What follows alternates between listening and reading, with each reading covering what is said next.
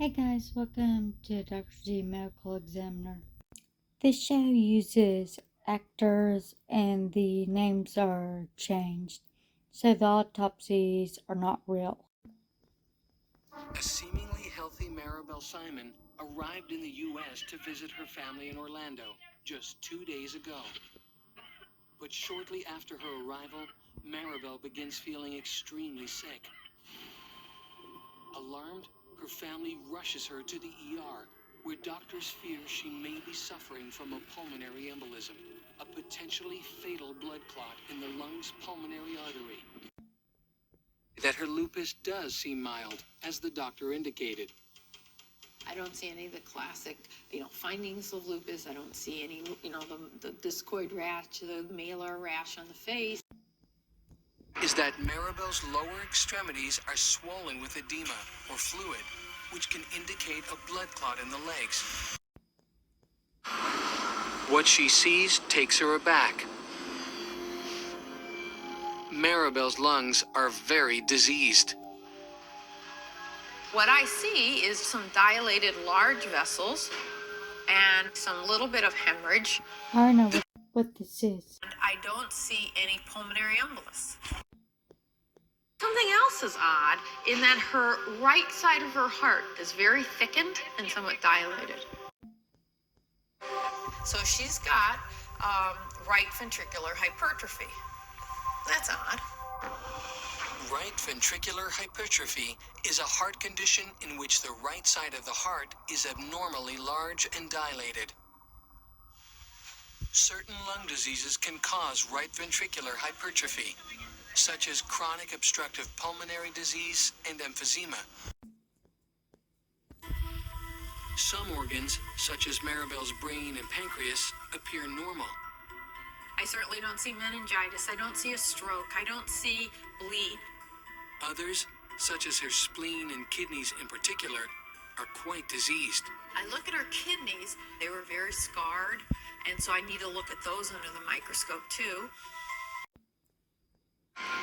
Later that day, Dr. G receives the slide she has been waiting for, the samples of Maribel's damaged internal organs.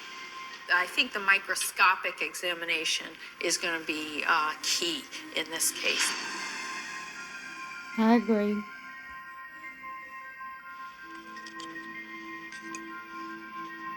First, Dr. G examines the lung tissue samples under the microscope. And what she sees astonishes her. That's vasculitis. Maribel's lung tissue is hemorrhaged.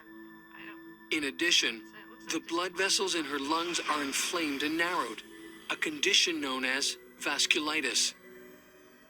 So when I look in the microscope, I look and I do see signs that she has vasculitis, inflammation of the vessels, narrowing of the vessels. It is an indication of a very rare lung disorder called pulmonary hypertension, a condition in which narrowed pulmonary blood vessels lead to dangerous increased blood pressure in the lungs. This, over time, can severely damage the heart. The pressures are too great for the blood to get through those little narrowing, and so the more peripheral, the bigger vessels dilate, and then the heart has to start pumping harder, and that's why that thickens. So the reason her heart was thick is because the vessels in her lung were narrowed, associated with pulmonary hypertension. But when Dr. G examines additional slides, she discovers that Maribel's lungs aren't the only organs damaged by vasculitis. She has it in her kidneys. She has it in her spleen. Poor thing. When I looked through my microscope, it all made sense. I wasn't saying that was her actual condition. I was giving a condition she has on top of the condition, but that isn't the final condition. What she actually has is lupus.